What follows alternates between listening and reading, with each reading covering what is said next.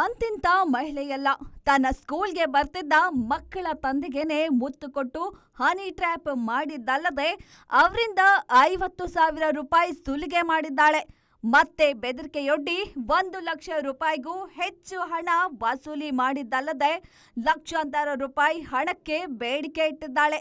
ಮತ್ತಷ್ಟು ಹಣ ವಸೂಲಿ ಮಾಡಲು ಮುಂದಾದ ಟೀಚರ್ ಹಾಗೂ ಗ್ಯಾಂಗ್ ಈಗ ಪೊಲೀಸ್ ಬಲೆಗೆ ಬಿದ್ದಿದೆ.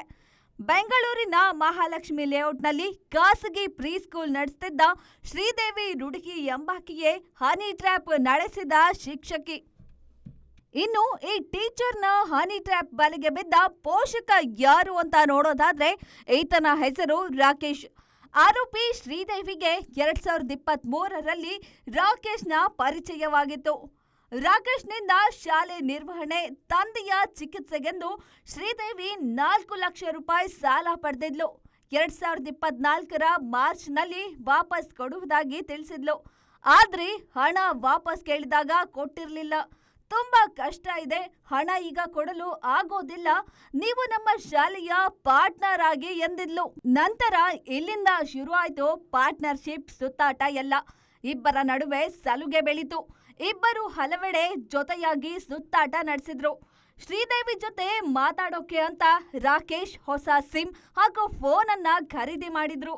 ಆದ್ರೆ ನಂತರ ಜನವರಿಯ ಮೊದಲ ವಾರದಲ್ಲಿ ರಾಕೇಶ್ ಹಣ ವಾಪಸ್ ಕೇಳಿದ್ದ. ಆಗ ರಾಕೇಶ್ಗೆ ನಿನ್ನ ಜೊತೆ ರಿಲೇಶನ್ಶಿಪ್ ನಲ್ಲಿ ಇರ್ತೀನಿ ಅಂತ ಹೇಳಿದ್ದ ಶ್ರೀದೇವಿ 15 ಲಕ್ಷ ರೂಪಾಯಿ ಹಣ ಕೇಳಿದ್ಲು. ಇದಕ್ಕೆ ರಾಕೇಶ್ ಒಪ್ಪಿರ್ಲಿಲ್ಲ. ನಂತರ ಶ್ರೀದೇವಿ ರಾಕೇಶ್ ಮನೆಗೆ ಹೋಗಿ ಆತನಿಗೆ ಮುತ್ತು ಕೊಟ್ಟಿದ್ಲು. ನಂತರ ಬ್ಲ್ಯಾಕ್ ಮೇಲ್ ಮಾಡಿ 50,000 ರೂಪಾಯಿ ಹಣ ಪಡೆದಿದ್ಲು ಎಂದು ಪೊಲೀಸರಿಗೆ ನೀಡಿದ ದೂರಿನಲ್ಲಿ ಉಲ್ಲೇಖವಾಗಿದೆ. ಈ ಬಳಿಕ ಪದೇ ಪದೇ ಹಣಕ್ಕೆ ಬೇಡಿಕೆ ಇಟ್ಟಿದ್ರಿಂದ ಆಕೆ ಜೊತೆ ಸಂಪರ್ಕಕ್ಕೆ ಇಟ್ಟುಕೊಂಡಿದ್ದ ಸಿಮ್ ಕಾರ್ಡ್ ಅನ್ನ ರಾಕೇಶ್ ಮುರಿದು ಬಿಸಾಡಿದ್ರು. ನಂತರ ಮಾರ್ಚ್ 12ರಂದು ರಾಕೇಶ್ ಪತ್ನಿಗೆ ಕರೆ ಮಾಡಿದ್ದ ಶ್ರೀದೇವಿ, ಮಕ್ಕಳ ಸ್ಕೂಲ್ ಟಿಸಿ ಕಳುಹಿಸಿಕೊಡುತ್ತೇನೆ, ನಿಮ್ಮ ಪತಿಯನ್ನ ಕಳುಹಿಸಿ ಎಂದಿದ್ಲು. ಅದರಂತೆ ಶ್ರೀದೇವಿಯ ಸ್ಕೂಲ್ಗೆ ರಾಕೇಶ್ ಬಂದಿದ್ರು. ಆಗ ಅಲ್ಲಿ ಶ್ರೀದೇವಿ ಜೊತೆ ಇದ್ದ ಇತರೆ ಆರೋಪಿಗಳಾದ ಸಾಗರ್ ಹಾಗೂ ಗಣೇಶ್ ರಾಕೇಶ್ಗೆ ಬೆದರಿಕೆ ಹಾಕಿದ್ರು. ಸಾಗರ್ ಜೊತೆ ಶ್ರೀದೇವಿಗೆ ನಿಶ್ಚಿತಾರ್ಥ ಆಗಿದೆ, ಆದ್ರೆ ನೀನು ಆಕೆ ಜೊತೆ ಮಜಾ ಮಾಡ್ತಿದ್ಯಾ ಎಂದು ಆರೋಪಿ ಗಣೇಶ್ ಬೆದರಿಕೆ ಹಾಕಿದ್ದ. ಬಳಿಕ ಕಾರ್ನಲ್ಲಿ ಕೂರಿಸ್ಕೊಂಡು ಯಾರಿಗೂ ವಿಚಾರ ಹೇಳ್ಬಾರ್ದು ಎಂದ್ರೆ 1 ಕೋಟಿ ರೂಪಾಯಿ ಕೊಡು ಎಂದು ಬ್ಲ್ಯಾಕ್ ಮೇಲ್ ಮಾಡಿದ್ದ. ಕೊನೆಯದಾಗಿ ಆರೋಪಿಗಳು 20 ಲಕ್ಷ ಹಣಕ್ಕೆ ಬೇಡಿಕೆ ಇಟ್ಟಿದ್ರು. ಆದ್ರೆ 1,90,000 ಹಣ ಪಡೆದು ಬಿಟ್ಟು ಕಳಿಸಿದ್ರು.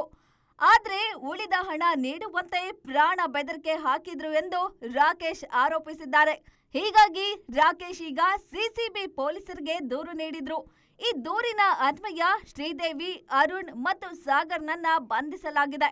ಸದ್ಯ ಆರೋಪಿಗಳನ್ನ ಹೆಚ್ಚಿನ ವಿಚಾರಣೆಗಾಗಿ ಸಿಸಿಬಿ ಪೊಲೀಸರು ಕಸ್ಟಡಿಗೆ ಪಡೆದಿದ್ದಾರೆ.